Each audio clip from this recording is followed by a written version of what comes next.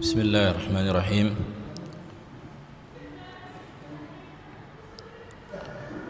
الحمد لله رب العالمين، والصلاة والسلام على رسول الله وعلى آله وصحبه ومن تبعهم بإحسان إلى يوم الدين، وبعد. فنواصل كتاب أصول السنة، كتاب أصول السنة للإمام أحمد ابن حنبل رحمه الله تعالى. قال الإمام أحمد ابن حنبل رحمه الله في هذا الكتاب: وترك البدع وكل بدعة فهي ضلالة. Berkata Imam Ahmad rahimahullah, di antara pondasi di dalam akidah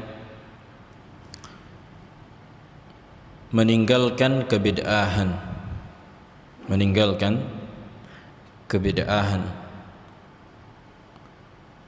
dan seluruh kebid'ahan adalah kesesatan.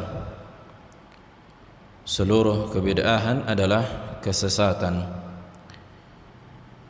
Makanya ketika seorang muslim mempelajari agama Islam sebagaimana mestinya, setelah dia mengetahui masalah tauhid, maka sudah otomatis akan mengetahui sunnah, dan kebalikan dari tauhid adalah kesyirikan.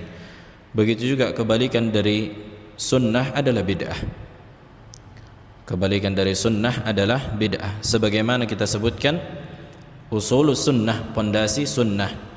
Dan sunnah udah kita sebutkan kemarin, bisa maknanya akidah, ya kan? Bisa maknanya perkara yang wajib, bisa maknanya istilah dalam ilmu fikih, artinya siapa yang mengerjakannya mendapat pahala, dan siapa yang meninggalkannya tidak berdosa. Bisa juga makna sunnah kebalikan dari bid'ah. Bisa juga makna sunnah adalah kebalikan dari bid'ah.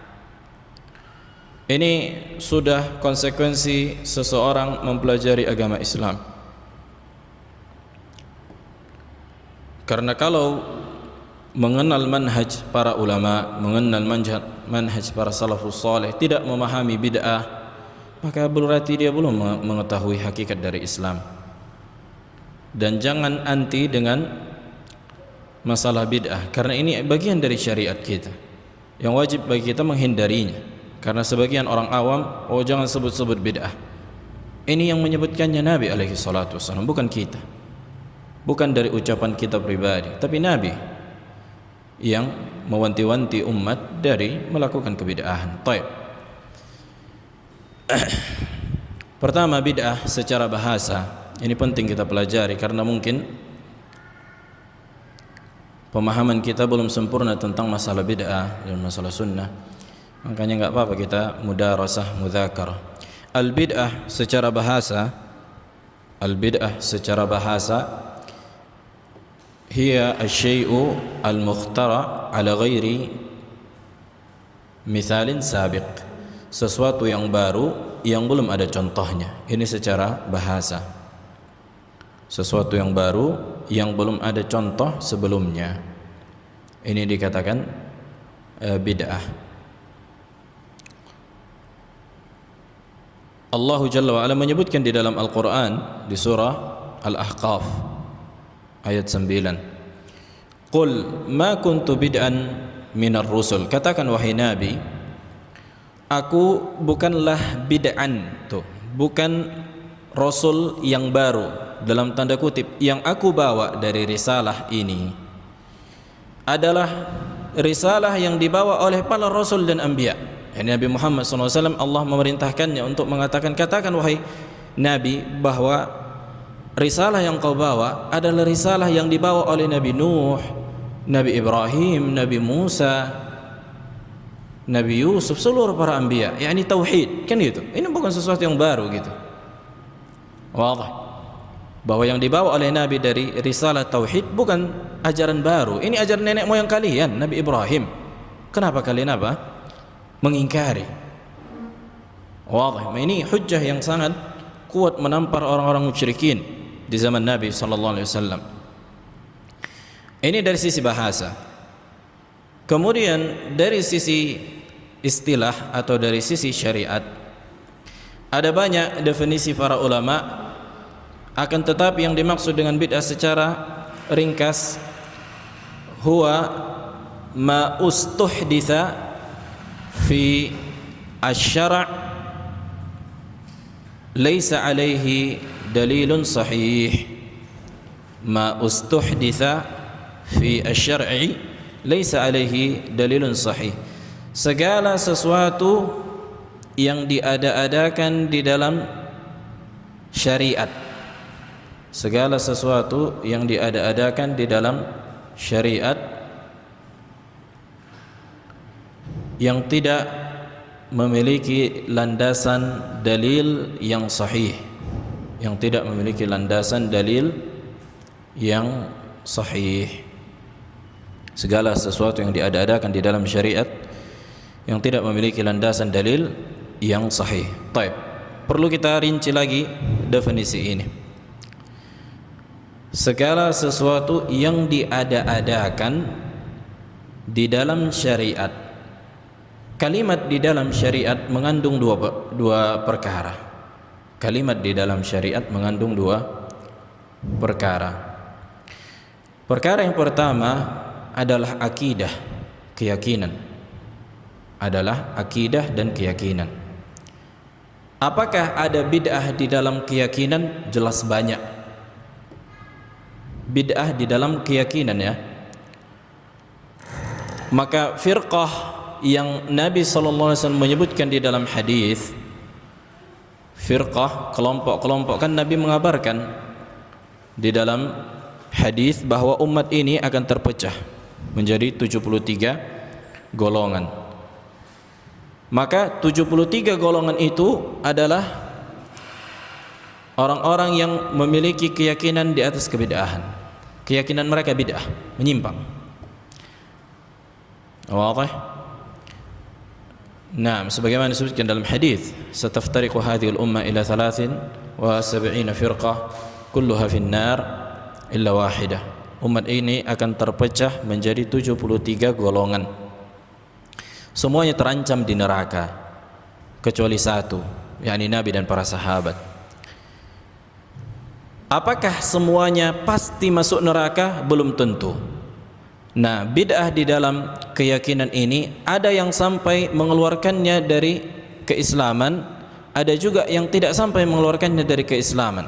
Contohnya bid'ah dalam akidah itu firqah khawarij. Orang-orang khawarij itu diantara bid'ah di dalam akidah. Wadah? Dan para ulama berselisih tentang orang-orang khawarij, apakah mereka kafir atau tidak kafir. Yang lebih dekat Allah alam, mereka tidak kafir, orang-orang khawarij. Ini contohnya. Ada juga bid'ah qadariyah, orang-orang yang menolak takdir, ya kan? Maka ada banyak contoh bid'ah-bid'ah di dalam keyakinan. Taib.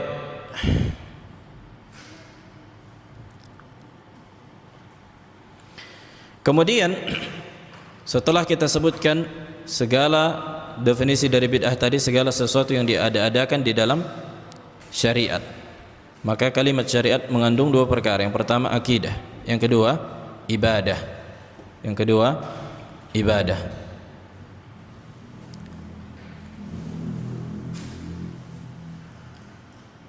Jelas dalam perkara ibadah. Nah, ini juga terbagi menjadi dua. Bisa jadi kebid'ahan dalam ibadah ini mengeluarkan pelakunya dari Islam. Contohnya ibadah di kuburan, meminta-minta di kuburan. Jelas, meminta sama penghuni kubur, ya kan? Mereka menjadikan ini ibadah, maka ini kekufuran, mengeluarkan pelakunya dari Islam. Ada juga bid'ah yang tidak sampai mengeluarkan pelakunya dari Islam. Contohnya bid'ah zikir-zikir yang tidak ada contohnya dari Nabi, seperti hu Allah Allah Allah Allah Allah. Jelas seperti zikir-zikir ini Rahman Rahman Rahman Rahman. Maka ini apa? ini bid'ah di dalam ibadah, tapi tidak sampai mengeluarkan pelakunya dari Islam. Nah, kemudian kita katakan tadi apa? Tidak memiliki landasan dalil yang sahih, ya kan? Tidak ada dalil yang sahih. Maka kalimat sahih mencakup dua makna. Mencakup dua makna. Yang pertama, dalilnya dari hadis itu harus sahih, enggak boleh hadis yang dhaif, ya kan? Kemudian penggunaan dalilnya harus sahih. Penggunaan dalilnya harus sahih. Maksudnya istidlalnya, penggunaan dalil ini harus sahih. Karena ahlul bid'ah suka menggunakan dalil yang secara ketetapan itu sahih, tapi dia tidak bisa digunakan untuk membenarkan amalan mereka. Contohnya, ana pernah berdiskusi dengan imam masjid, seorang imam masjid awam. Dia bertanya kepada kita tentang masalah zikir berjamaah. Maka kita katakan apa? Kita katakan, apakah ada dalil yang menunjukkan bahwa setiap salat wajib zikir berjamaah, iya kan? Atau doa berjamaah. Doa berjamaah ini ada enggak contohnya dari Nabi alaihi wasallam? Ada enggak dalilnya? Itu yang saya tanya. Kemudian dia menjawab, ada dalilnya. Apa dalilnya? Wa qala rabbukum ud'uni astajib lakum. Dia menggunakan ayat di dalam Al-Qur'an. Allah berkata, mintalah kepadaku akan aku ijabah. Ini katanya dalil yang menunjukkan bahwa disyariatkannya doa berjamaah setelah salat wajib. Cocok enggak kira-kira, Pak? Abu Aqsa, cuma kira-kira dalil yang ini ayat Al-Quran loh. Kita katakan dalilnya sahih kan gitu, tapi belum memenuhi syarat kedua. Apa itu? Penggunaan dalil, istidlalnya.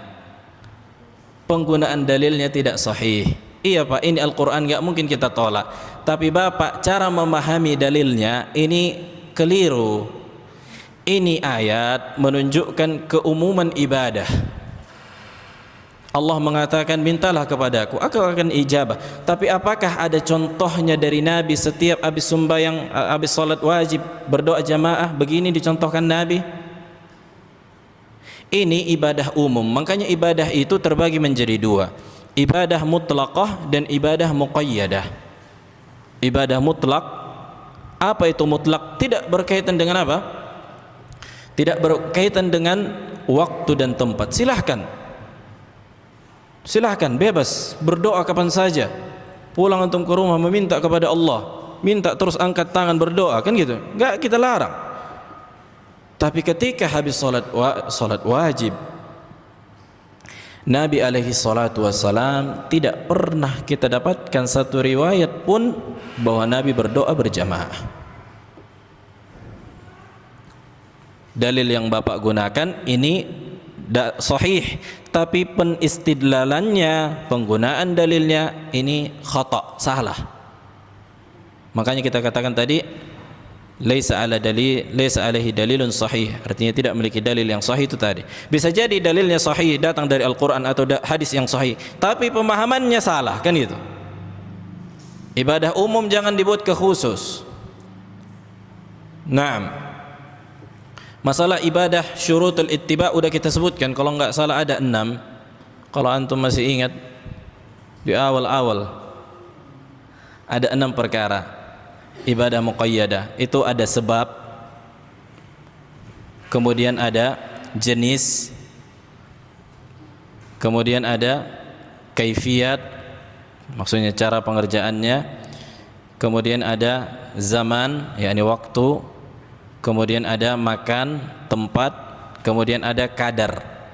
Ini udah selesai kita bahas kan?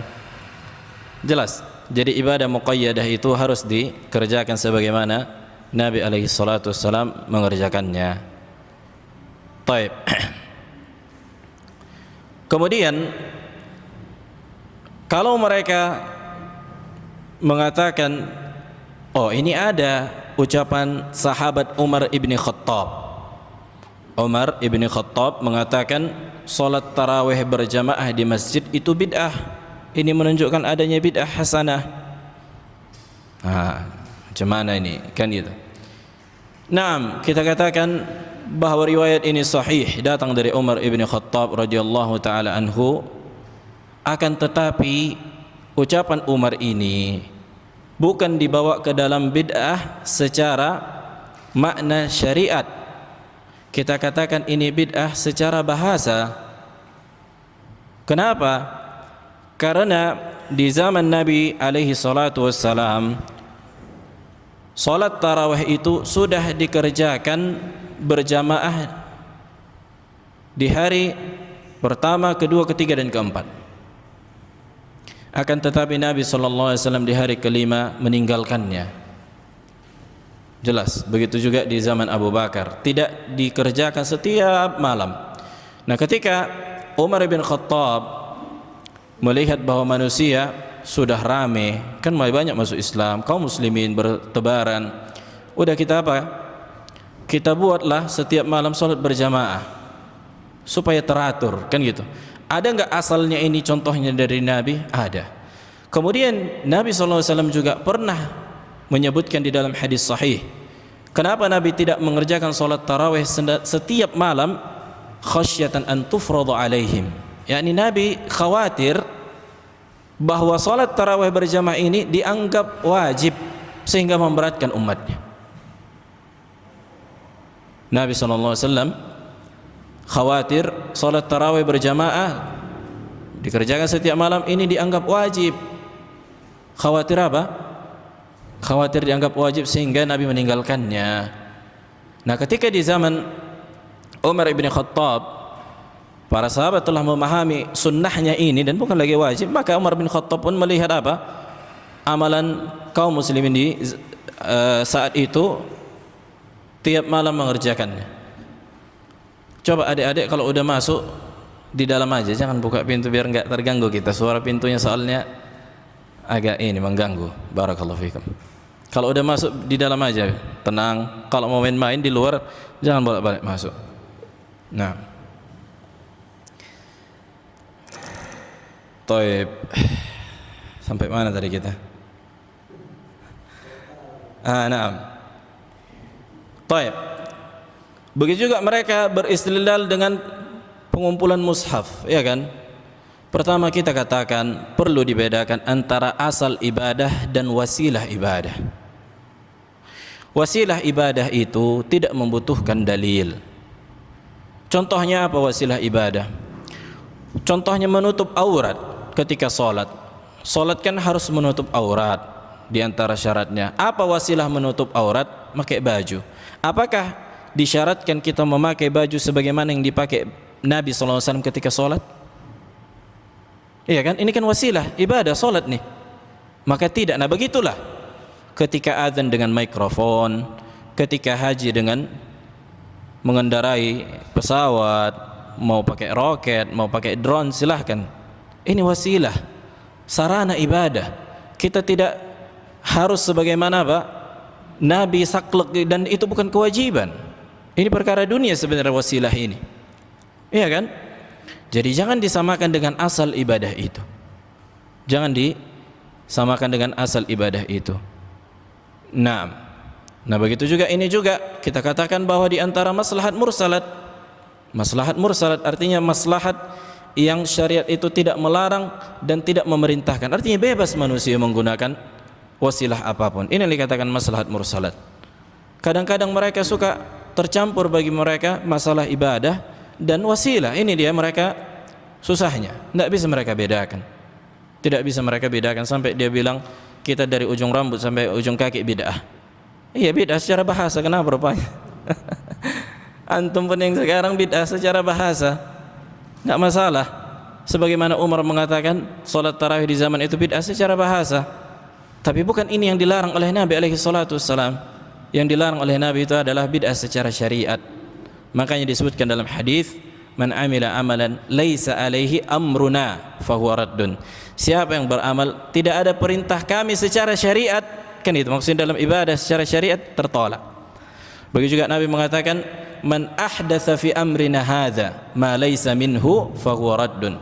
Siapa yang mengada-adakan perkara fi amrina hadza, di dalam syariat, baik itu dalam akidah atau dalam ibadah, maka tertolak. Nabi juga menyebutkan, wa iyyakum wa muhdatsatil umur, hati-hati dan jauhi oleh kalian dari mengada-adakan perkara di dalam agama. Fa inna kulla muhdatsatin bid'ah, semua bid'ah itu semua perkara yang diada-adakan dalam agama adalah bid'ah, wa kullu bid'atin dhalalah. Ini hadis-hadis yang datang dari Nabi alaihi salatu wassalam. Taib. Kemudian ana sebutkan ada 4 kisah dan athar dari sahabat yang menunjukkan bahwa tidak ada di dalam Islam bid'ah hasanah. Tidak ada di dalam Islam bid'ah hasanah. Adapun bid'ah lughawiyah itu secara bahasa, artinya semua bid'ah di dalam syariat maka dia masuk ke dalam bid'ah secara bahasa, tapi tidak semua bid'ah secara bahasa masuk ke dalam kategori bid'ah secara syariat. Kan gitu. Semua bid'ah dalam syariat, contohnya zikir berjamaah, sudah pasti secara bahasa juga dikatakan bid'ah.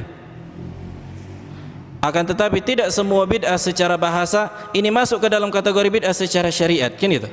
Contohnya pesawat, bid'ah secara bahasa. Silahkan mau dikatakan bid'ah secara bahasa, tapi jangan dikatakan bid'ah hasanah. Karena bid'ah hasanah itu difahami ada bid'ah di dalam syariat tapi hasanah dia. Ini dia menjadi apa? Menjadi iskal, menjadi musibah. Taib. Yang pertama, athar dari Abdullah ibni Mas'ud, seorang sahabat Nabi alaihi salatu wasallam, mungkin sudah tidak asing lagi di telinga kita. Naam.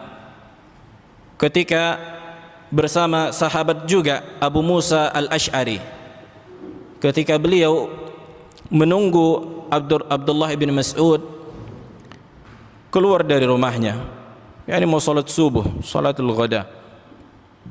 Kemudian apa? Dia mengatakan kepada Abdullah bin Mas'ud, aku melihat di dalam masjid ada sekelompok halaqah-halaqah yang setiap halaqah ada satu orang memimpin untuk berzikir. Satu orang memimpin berzikir, kan gitu. Sabbihu mi'ata marrat.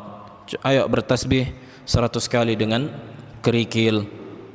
Ucapkan hallilu mi'ata marrat. Ucapkan la ilaha illallah 100 kali sambil dihitung, kan gitu. Kalau dipikir-pikir apa yang salah di perbuatan ini? Sampai Abu Musa pun mengatakan, aku memandang perbuatan ini baik, tapi aku lihat tak pernah dicontohkan Nabi, sehingga aku bertanya kepadamu, apa hukumnya? Lihat, subhanallah, ini tawadhu'nya Abu Musa al-Ash'ari, kan gitu. Sehingga aku bertanya, ada sahabat yang lebih faqih, yang lebih berilmu, yakni Abdullah bin Mas'ud radhiyallahu taala anhu. Wadih. Kemudian mereka pun mendatangi masjid. Mereka pun apa? Mendatangi masjid. Nah, kemudian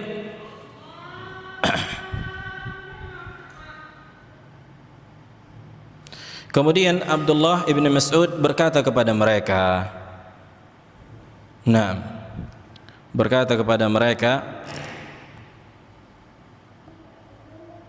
ma hadzal ladzi araakum tasna'un, apa yang aku lihat dari perbuatan kalian ini?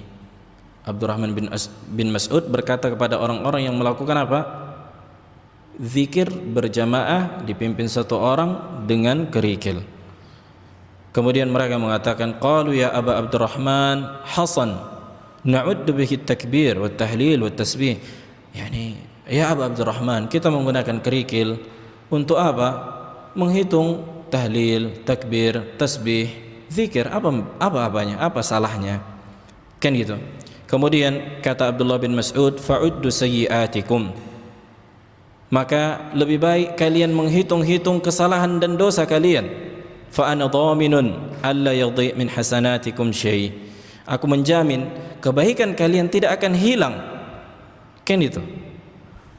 Wa yahkumu ya waihakum ya ummat Muhammad. Lihat, kata Abdullah bin Mas'ud, celaka kalian wahai umat Muhammad, maksudnya orang-orang yang berzikir berjamaah ini. Kata Abdullah bin Mas'ud, ma asra'a halakatkum, yakni betapa cepat kalian binasa. betapa cepat kalian binasa. Haula'i sahabah nabiyyikum sallallahu alaihi wasallam mutawafirun. Para sahabat Nabi masih bertebaran. Wa hadhihi thiyabuhu lam tabul. Yani baju Nabi ini belum lapuk. Ini baru meninggal Nabi alaihi salatu wasalam. Wa aniyatuhu lam taksur. Gelas-gelas Nabi belum pecah. Ini masih baru. Kan gitu.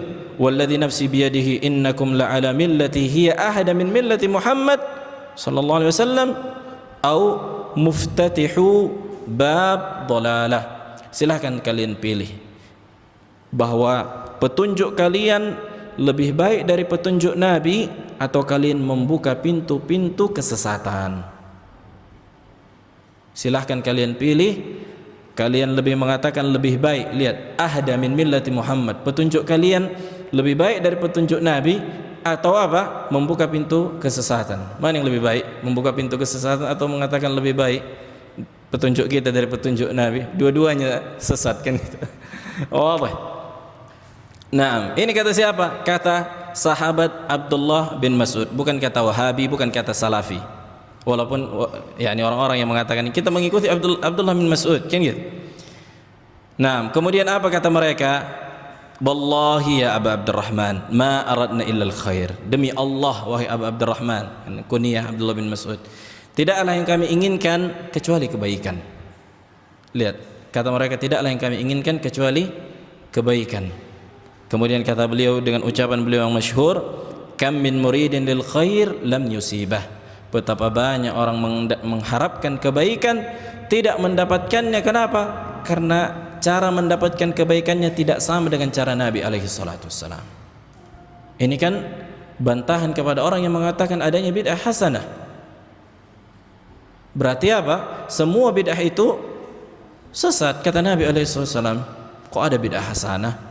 Adapun bid'ah secara bahasa, maka itu tidak dikatakan bid'ah di dalam syariat. Yang dikatakan bid'ah itu kullu bid'atin dhalalah, semua bid'ah itu sesat, itu di dalam syariat. Adapun di dalam bahasa tidak masuk ke dalam kategori bid'ah pada hakikatnya sampai dilihat dulu kan gitu. Karena udah kita sebutkan, semua bid'ah di dalam syariat pasti masuk ke dalam bid'ah bahasa. Tapi tidak semua bid'ah di dalam bahasa masuk ke dalam bid'ah secara syariat. Contohnya pesawat, iya kita katakan bid'ah secara bahasa, silahkan ucapkan apapun itu. Tapi ini enggak dilarang di dalam agama. Yang dilarang di dalam agama membuat ibadah-ibadah dengan kaifiyat, dengan jumlah tertentu yang udah kita sebutkan syarat-syarat ittiba'nya. Ada 6 tadi. Nah, jelas. Maka ini apa? Menunjukkan tidak ada bid'ah hasanah di dalam syariat. Ini satu athar. Ini wajib kita ingat dan kita hafal. Athar yang kedua dikeluarkan oleh Al-Imam Ahmad.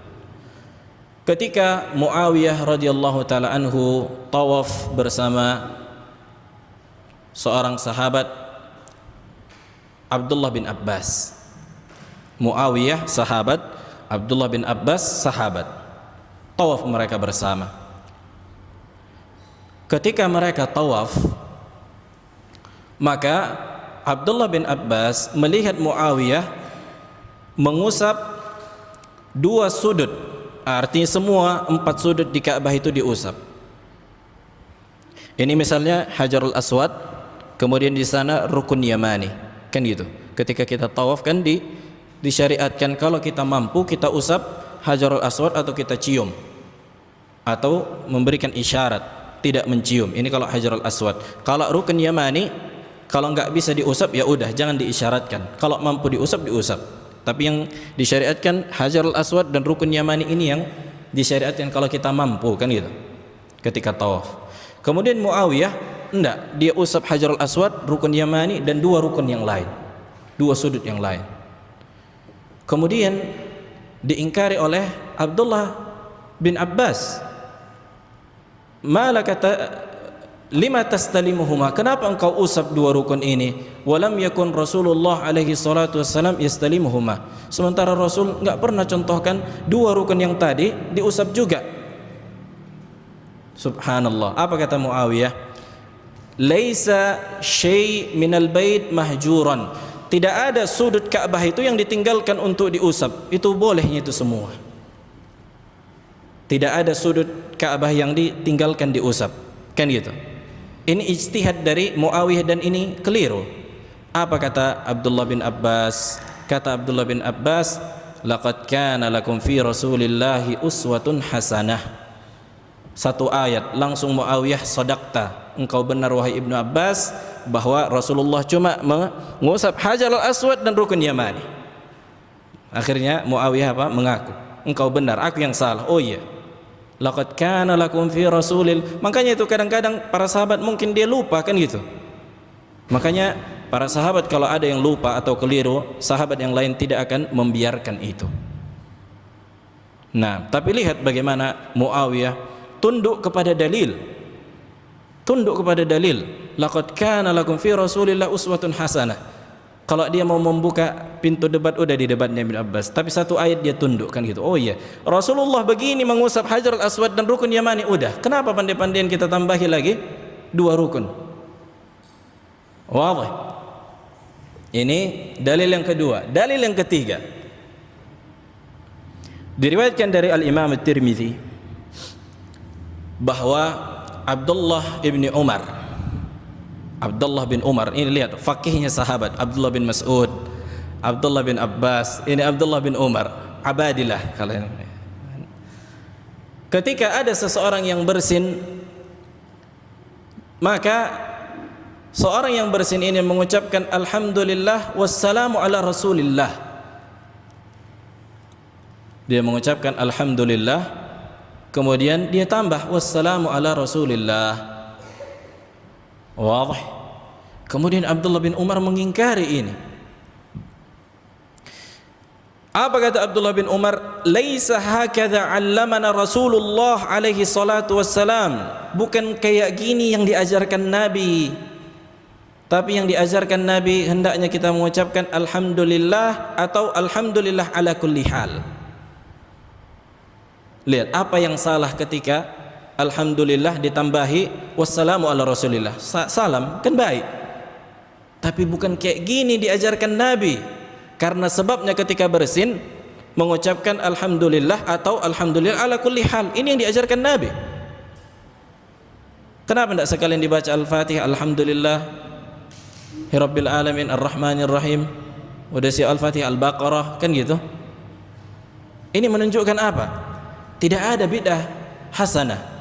Ibadah itu tauqifiyah, ibadah itu apa? Keharaman sampai datang dalil. Ibadah itu mengikuti, bukan berekspresi, enggak, bukan pakai perasaan ini yang cocok bagiku, inilah adat kebiasaan, enggak. Contohnya dari Nabi. Kita ini pengen ibadah kita ini diterima, itu aja ya. Iya kan? Kepingin kita ibadah kita ini diterima oleh Allah. Ini asar yang ketiga. Kemudian asar yang keempat. Asar yang keempat. Asar yang keempat ini dikeluarkan oleh Al-Imam Ibnu Abi Syaibah dan Abdul Razak. Dan asar ini sahih dari seorang tabi'i Sa'id ibni Musayyib. Disebutkan di dalam riwayat Tirmidzi bahwa dan riwayat Muslim menyebutkan bahwa Rasulullah sallallahu alaihi wasallam ketika terbit fajar shadiq tidaklah salat kecuali 2 rakaat, yakni qabliyatul fajr. Udah, ini aja yang dikerjakan Nabi. Baru salat subuh kan gitu. Tidak menambah lebih dari 2. Tidak menambah lebih dari 2. Dan disebutkan dalam riwayat yang diperselisihkan para ulama, akan tetapi maknanya sahih bahwa Rasulullah melarang dari menambah salat lebih dari qabliyatul fajr. Kalau udah salat qabliyatul fajr, udah, jangan lagi tambah salat. Jangan lagi menambah salat. Salat sunnah tentunya. Maka yang wajib udah tunggu sampai salat subuh, salat fajar yang wajib. Setelah salat fajar wajib tunggu sampai apa? Matahari terbit. Nah, syuruk, masuk waktu syuruk, yakni salat duha. Ini yang diajarkan Nabi alaihi salatu wassalam. Kemudian ada seseorang yang dilihat oleh Sa'id ibn Musayyib habis salat fajar, qabliyatul fajar afwan, dia menambah lagi. Dia tambah lagi rakaat. Yukarrir rakaatain, dia tambah lagi 2 rakaat. Kemudian diingkari sama Sa'id ibn Musayyib. Diingkari sama Sa'id ibn Musayyib bahwa Rasulullah melarang, kan gitu kan. Kemudian apa kata orang ini? Kata orang ini, ayu'adzibunillahi ala shalah, apakah Allah akan mengazabku karena aku salat? Kan persis yang dikatakan sebagaimana orang awam, apakah Allah akan menghukum kita karena kita berzikir? Apakah Allah menghukum kita karena kita merayakan maulid? Apakah Allah menghukum kita karena kita tahlilan? Apakah Allah menghukum kita karena kita kenduri, yasinan, ila akhirih? Apa kata Sa'id ibn Musayyib? Allah mengazabmu, azabakallah ala khilafi sunnah. Allah menghukummu karena engkau menyelisihi sunnah Nabi. Lihat, karena apa? Karena engkau gunakan ibadah ini menyelisihi sunnah Nabi alaihi salatu wassalam. Yang kita selisihi siapa? Rasulullah alaihi salatu wassalam. Bukan orang biasa loh, bukan ulama Imam Syafi'i, Imam Ahmad, Imam Malik. Enggak. Ini siapa? Rasulullah, utusan Allah yang kita selisihi. Bukan perkara gampang. Maka yang wajib bagi kita mempelajari sunnah dan kita ajarkan orang-orang awam. Karena kita memberikan uzur karena kebodohan, kan gitu. Karena mereka tidak faham, mereka sunnah habis salat itu macam mana, enggak tahu mereka ini macam mana sunnah. Bahkan Al-Imam Bukhari rahimahullah menyebutkan satu fasal, satu bab, bahwa seorang imam ketika salat wajib itu menghadap jamaahnya. Inilah yang diajarkan Nabi. Inilah yang dicontohkan Nabi. Sampai kemana arahnya itu, pindahnya itu dibahas para ulama. Yang lebih banyak itu Nabi SAW dari kanan, sebagian lagi mengatakan dari kiri. Boleh dua-duanya, lihat. Bukan apa Al-Fatihah, bukan doa langsung, enggak, berzikir. Kemudian Nabi SAW beristighfar, kan gitu. Pertama beristighfar dulu. Kemudian mengatakan la ilaha illallah wahdahu la syarika lahu mulku wa hamdu ala kulli syai'in qadir Allahumma antas salam wa minkas salam tabarakta dzal jalali wal ikram ila akhirih. Kemudian beliau menghadap zikir-zikir. Silahkan baca zikir-zikir yang diajarkan Nabi. An-Nawawi rahimahullah menyebutkan di Kitabul Adhkar bab tentang zikir setelah salat fardu ada khusus. Kenapa langsung Al-Fatihah? Kenapa langsung la ilaha illallah habis subuh sama maghrib? Kan gitu. Dari mana contohnya? Dari mana contohnya? Belum lagi mengganggu orang pakai mic kuat-kuat. Nah, maka ini bukan dari Islam. Bukan dari Islam ini. Ajaran-ajaran yang kayak gini, zikir-zikir yang apa? Yang kayak orang kesurupan. Malu kita melihatnya. Wallah malu kita. Mungkin kita pernah dulu kayak gitu, tapi alhamdulillah kita dapat hidayah, kan gitu. Malu. Ini jadi apa namanya? Lelucon bagi agama lain. Kita lihat orang Islam nih. Takut orang mau masuk Islam kayak gini nanti jadi gila. Karena zikir-zikir yang ana lihat ada sebagian video, subhanallah, sampai kayak kesurupan. Ini bukan dari Islam, ini bukan dari Islam ini. Wadah. Nah, maka kita lihat saudara-saudara kita mungkin kayak gitu. Maka coba ini kita ajarkan mereka, kan gitu. Kita kasih mereka apa? Kita kasih mereka buku atau apapun yang bisa dia pelajari gitu. Mudah-mudahan apa? Dapat hidayah. Memang apa, kalau ngomong gampang kan itu, untuk melakukannya untuk melakukannya susah, tapi itulah apa? Itulah tantangan dakwah. Tugas kita yang menyampaikan. Nah, kalau kita mau mengasih tahu orang, jangan kita harapkan dia langsung menerima. Selalulah mindset kita, tugas kita hanya menyampaikan. Supaya apa? Supaya jangan sakit hati kita, supaya jangan berhenti kita. Karena kalau mindset kita ku nasihati harus diterima, tidak diterimanya apa? Moncot. Tidak loba sekolah yang mana, saya sudah capek aku. Kan itu 10 kali dibilangin tidak mau dengar dia. Bukan urusan dia, dia menerimanya urusan Allah, kan gitu. Karena itu tadi, supaya jangan capek, supaya jangan dongkol hati kita. Dan inilah yang diperintahkan Allah kepada Nabi-Nya. Tugasmu hanya menyampaikan, wahai Muhammad. Tugasmu hanya menyampaikan. Nah, maka apa? Inilah berkaitan dengan bid'ah. Azan. Fadhal, enggak kedengaran suara. Nah. Baik.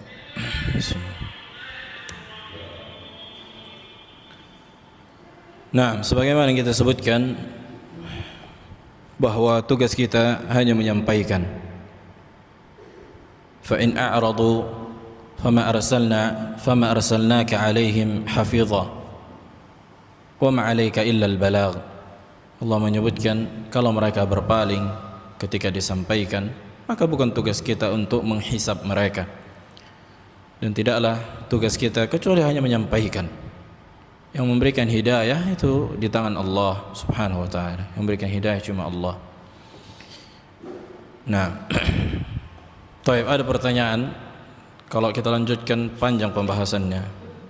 Nah, dan udah jam 8 juga. Baik, tafadhal kita buka diskusi berkaitan dengan materi yang kita sampaikan. Nah, kalau ada tafadhal.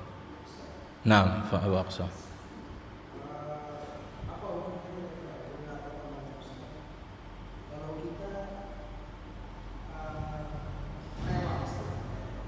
Rewang.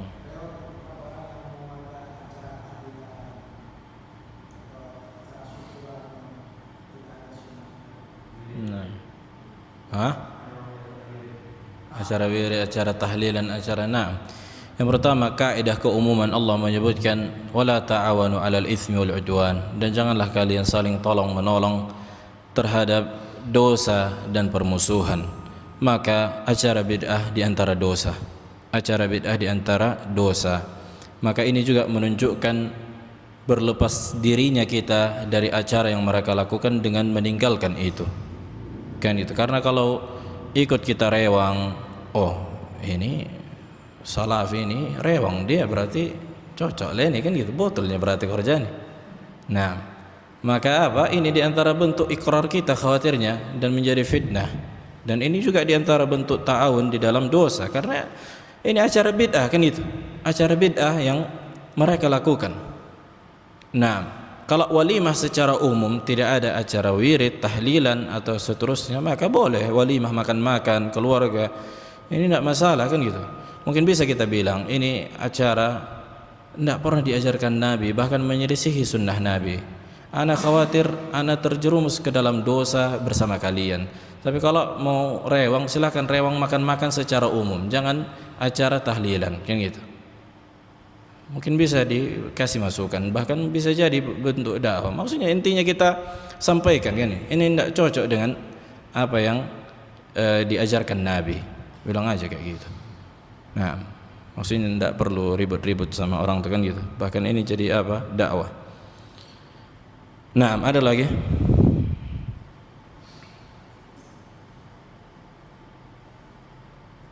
Pertama, perlu diperhatikan masalah bid'ah ini panjang, kan gitu. Ini cuma ringkas saja jelaskan.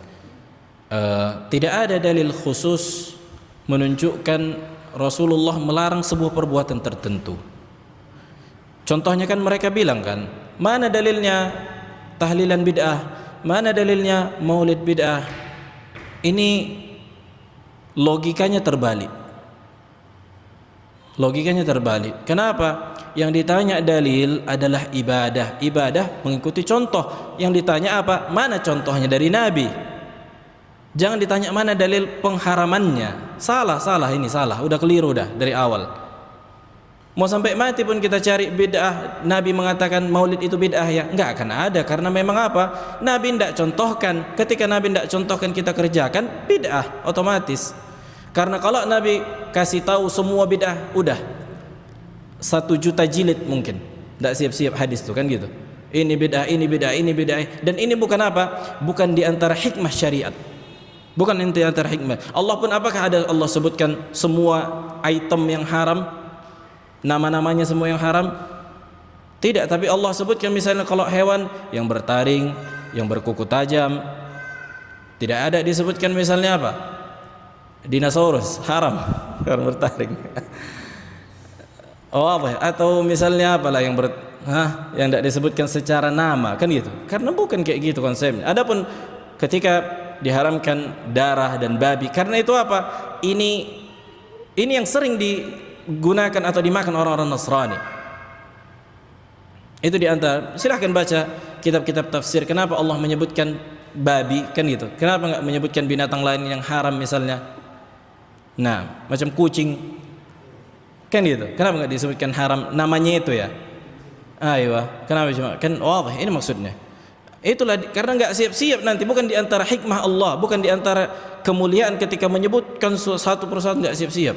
Mau menghafal nama binatang yang saja kan gitu. Pokoknya Allah kasih kaidah yang bertaring, yang bangkai. Nah, wan natiha yang terjatuh, yang mati, yang tidak disembelih. Disebutkan kriteria-kriteria. Nah, bid'ah pun itu begini konsepnya. Karena hukum asal ibadah adalah keharaman. Allah menyebutkan am lahum syuraka syara'u lahum minad din ma lam ya'zan bihillah. Apakah mereka memiliki sekutu yang dimana mereka membuat syariat halal haram, ibadah atau bukan ibadah yang tidak Allah izinkan? Karena syariat ini milik Allah, kan gitu. Dan tanggung jawab manusia itu lepas. Enggak boleh kita bilang kerjakan ini karena ibadah ini. Oke lah kalau mereka katakan maulid, tidak akan lepas dari imma wajib atau sunnah, ya kan? Imma wajib atau sunnah, tidak akan lepas dari hukum wajib dan sunnah. Nah, hukum wajib atau sunnah ini membutuhkan dalil. Kalau kata mereka ini kan mubah urusan dunia, enggak. Tapi prakteknya ada yasin, ada apa lagi? Berdanci, qasidah burdah, mak-mak joget-joget, gendang-gendang. Tidak akan lepas dari apa? Tidak akan lepas dari ibadah. Makanya Nabi bilang masalah maulid ini yang paling ringan kebid'ahannya itu adalah mengkhususkan 12 Rabiul Awal dengan mempelajari sirah Nabi.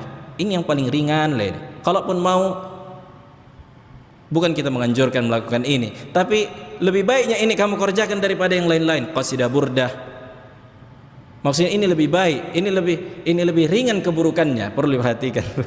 Bukan kita meng-ACC ya, kan itu. Karena qasidah burdah al-bardanji itu di dalamnya mengandung kesyirikan tanpa mereka sadari. Belum lagi al-hadrah Muhammadiyah, kan itu. Nanti berdiri mereka meyakini datang nanti roh Nabi melihat. Ini kan khurafat ini. Nah, ini masalah maulid, belum masalah yang lain lagi. Ada banyak sebenarnya. Tidak bisa kita bahas satu-satu panjang. Yang jelas kita fahami ada enggak contohnya dari Nabi. Udah itu saja. Ada enggak contohnya? Jangan disamakan dengan wasilah. Nanti kamu bilang pula ada enggak contohnya Nabi azan pakai mikrofon. Ini wasilah. Sebagaimana Nabi tidak mewajibkan kita memakai baju sebagaimana Nabi memakai baju itu ketika sholat, maka itu kan wasilah. Nah, menutup aurat kan wasilah, kan gitu kan? Nah, maka ini perlu difahami. Nah, jadi jangan kita tertipu dengan ucapan-ucapan dai yang mengatakan ini ditanya mana dalil pengharamannya? Ya enggak ada lah, karena enggak habis-habis banyak bid'ah. Selama dia enggak ada contohnya dari Nabi, maka itulah bid'ah. Nah, baik, ada lagi? Fadhal. Maka yang wajib bagi kita mempelajari sunnah Nabi alaihissalam. Kita tanya dengan orang-orang. Sekarang Google udah banyak kok website-website yang menuliskan artikel-artikel sunnah yang sesuai dengan tuntunan Nabi. Sudah banyak, sudah gampang, udah enggak tinggal kemauan, kan gitu. Cuma mindset orang pokoknya beginilah. Begini atok-atokku beginilah udah. Wa idza qila lahum ittabi'u ma anzalallah, kan gitu. Kalau dikatakan kepada mereka ikutilah apa yang Allah turunkan, qalu bal wajadna ma alfaina alaihi aba'ana. Pokoknya ini adat kebiasaan orang tua kami begini, ya beginilah. Persis sebagaimana orang-orang musyrikin. Nah, wadih. Maka kita sangat menyayangkan orang-orang yang demikian. Nah, khalas. Subhanakallah bihamdik, asyhadu an la ilaha illa anta astaghfiruka wa atubu ilaik.